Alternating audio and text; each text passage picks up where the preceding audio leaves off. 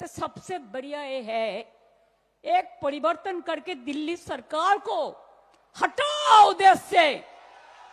कोई आधार का जरूरत नहीं होगा, कोई आधार नहीं आएगा।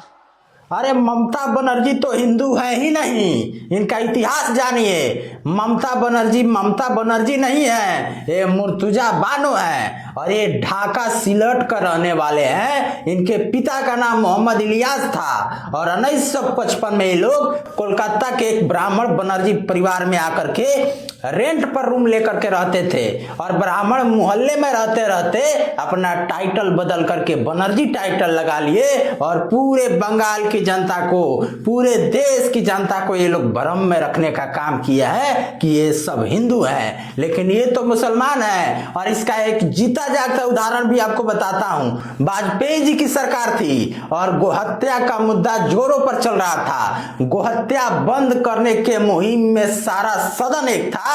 सारा सदन ये चाहता था कि भारत देश में गोहत्या बंद हो जाए, लेकिन उसमें से सिर्फ 2 लोग गोहत्या बंद करने का विरोध कर रहे थे। उसमें से एक ममता बनर्जी हैं और ममता बनर्जी माने कि मुर्तुजा बानो ने यह कहा था सदन में कि मैं गाय का मांस खाती हूं, हमारा क्या होगा? गाय का मांस खाना हमारा मूलभूत अधिकार है। कोई बनर्जी परिवार, कोई हिंदू, कोई ब्राह्मण गाय का मांस खाता है क्या?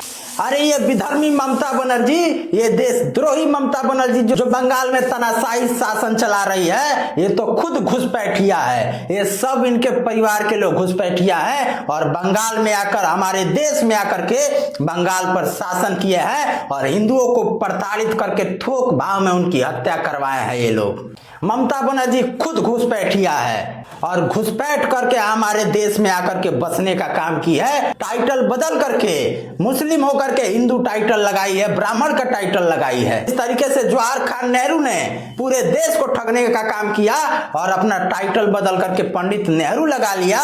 ठीक उसी स्क्रिप्ट को दोहराने का काम ममता बनर्जी ने किया है और इस देश का बच्चा बच्चा इस बात को जाने, इसलिए इस वीडियो को आगे तक शेयर कीजिए और देश के बच्चे बच्चे को बताइए कि ममता बनर्जी हिंदू नहीं है। बनर्जी टाइटल लगाने वाली ये ममता बनर्जी ब्राह्मण नहीं है, बल्कि ये विधर्मी मुसलमान है और पूरे देश को ठगने का काम किया है। ये भारत की वासी नहीं है, ये तो घुसपैठिया है। हमारे देश में घुसपैठ करके हमारे ऊपर ही शासन कर रही है। इस बात को देश के बच्चे तक पहुंचाइए। जय श्री राम।